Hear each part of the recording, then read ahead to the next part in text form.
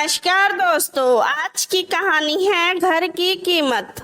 क्या हुआ बेटा, इतना परेशान क्यों हो? कुछ दिन से देख रहा हूँ किसी गहरी चिंता में डूबे हुए हो। सब कुछ ठीक तो है ना? अपने बेटे राजेंद्र को परेशान देखकर विश्वनाथ जी ने कहा। हाँ पापा, सब कुछ ठीक है, अपनी चिंता और परेशानी को छुपाते हुए राजेंद्र ने कहा। अच्छा, सब ठीक है तो कल तुम्हारा दोस्त किसी पार्टी को ये घर दिखाने क्यों लाया था बेटा?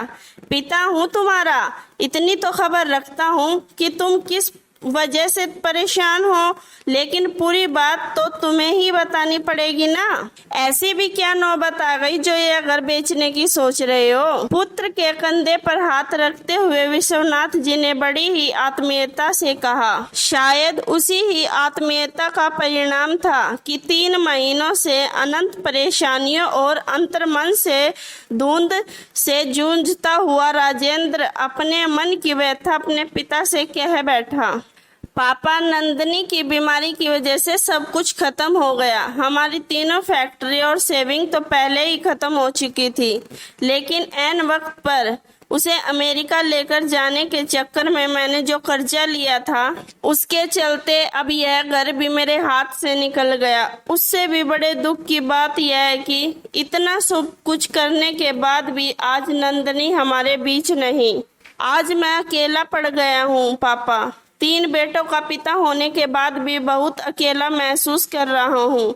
नंदनी के जाने के बाद वैसे भी यह घर खाली हो गया। अगर हाथ से चला भी गया तो दुख नहीं होगा, क्योंकि उसके बिना यह घर केवल मकान है। लेकिन इस मकान को घर बनाने वाली नंदनी ने अपने जीवन के 35 साल इस घर में बिताए हैं, इसलिए मैं इसे बेचने के बारे में सोच भी नहीं सकता। लेकिन क्या करूं पापा, मैं मजबूर हो चुका हूं। इतना कहकर राजेंद्र अपने बूढ़े पिता के गले लगकर फूट फूट कर रो पड़ा, मानो किसी छोटे बच्चे से उसका प्यारा खिलौना कोई छीन रहा हो और वह बच्चा उसे दोबारा पाने के लिए अपने पिता से कह रहा हो। लेकिन विश्वनाथ जी ये जानते थे कि यह घर कोई छोटा सा खिलौना नहीं जो वह फटाफट दुकान से जाकर अपने बेटे को लाकर दे दे। यह घर अब उनकी हैसियत से बाहर जा चुका था। कर्जे में पूरी तरह डूबने के कारण उन्हें यह घर भी किसी हालात में अब बेचना ही पड़ेगा। लेकिन फिर भी अपने बेटे को हिम्मत देने के लिए उन्होंने सबसे पहले खुद को हिम्मत दी, फिर अपने बेटे राजेंद्र को। बेटा, मैं मानता हूँ कि तुम्हारी सारी कोशिशों के बाद भी नंदनी हमें छोड़कर चली गई, लेकिन अगर तुम यूं हिम्मत हार जाओगे तो उसे कितना बुरा लगेगा। क्या तुम उसे यह महसूस करवाना चाहते हो कि केवल उसकी वजह से यह घर हमारे हाथों से चला गया? नहीं ना? तो फिर बेटा उठो, एक बार फिर से प्रयास करो, देखना सब कुछ ठीक हो जाएगा। बेटा, मैं तुम्हें उलाना नहीं दे रहा, लेकिन तुम्हें याद है ना, आज से 32 साल पहले अपना यही बिजनेस डालने के लिए तुमने हमारा पुश्तैनी घर बेचा था। जो हालात तुम्हारी इस समय है ना, वही हालात, या यूं कह लो कि इससे भी ज्यादा दुखी मैं था। यह घर तो तुमने अपनी मेहनत से बनाया है और नंदनी ने इसे जीवंत रूप दिया है, लेकिन वह घर हमारे पुरखों का था। मेरी माँ, बाबा, दादा दादी, बड़े दादा सब उसी घर में रहते थे। हजारों यादें थी उस घर में, और जब तुमने उस घर को बेचा था ना, तो मुझे लगा था कि अब सब कुछ खत्म हो गया, मैं भी खत्म हो जाऊंगा। लेकिन तुम्हारी माँ ने मुझसे कहा था कितनी जल्दी हिम्मत मत हारना, और मैं उसे लड़ पड़ा कि 60 साल की उम्र में अब क्या तुम मुझे वापस काम करवाओगी, और वह भी इतना कि वह पुश्तैनी मकान वापस खरीद सकूं। तब तुम्हारी माँ ने नजरें झुकाकर मुझसे कहा था, यह घर हमारे पुरखों का है, हमारी विरासत है।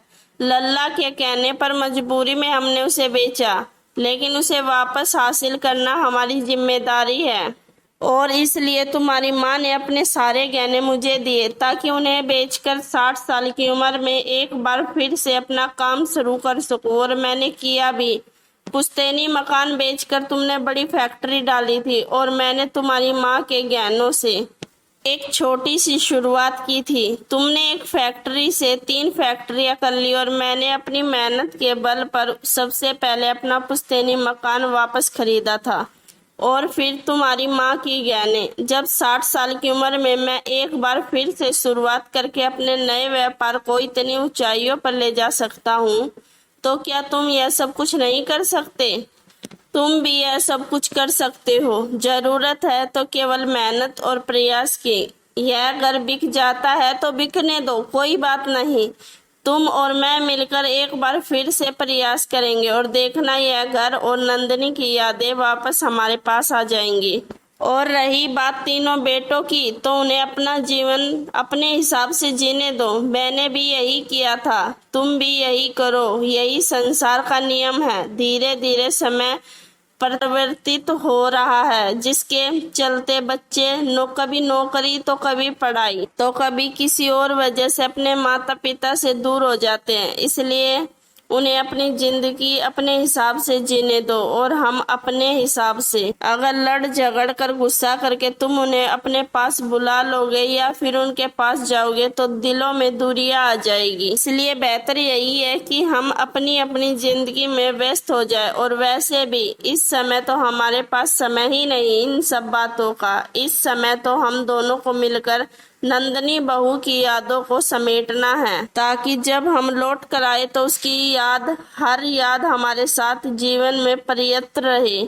पिता विश्वनाथ जी की यह बात सुनकर राजेंद्र के चेहरे पर एक अलग ही चमक आ गई थी। अब उन्हें ना तो घर बिकने की चिंता थी और ना ही नंदनी की यादों से दूर जाने की, क्योंकि उनमें एक नई ऊर्जा का संचार हो चुका था, जिसके चलते वे अपने घर को वापस खरीदने की तैयारी में एक बार फिर से लग गए। साथ ही साथ अपने बेटों के प्रति जो मन में थोड़ी बहुत खटास आई थी, वह भी विश्वनाथ जी के ने खत्म कर दी थी। सच ही कहा था किसी ने, पिता का हाथ अगर सर पर हो तो कोई मुसीबत बड़ी नहीं होती। दोस्तों, अगर आपको यह कहानी अच्छी लगी हो तो हमें कमेंट बॉक्स में अवश्य बताएं और ऐसी ये कहानियां देखने और सुनने के लिए चैनल को सब्सक्राइब करें और बेल आइकन दबाना ना भूलें। धन्यवाद।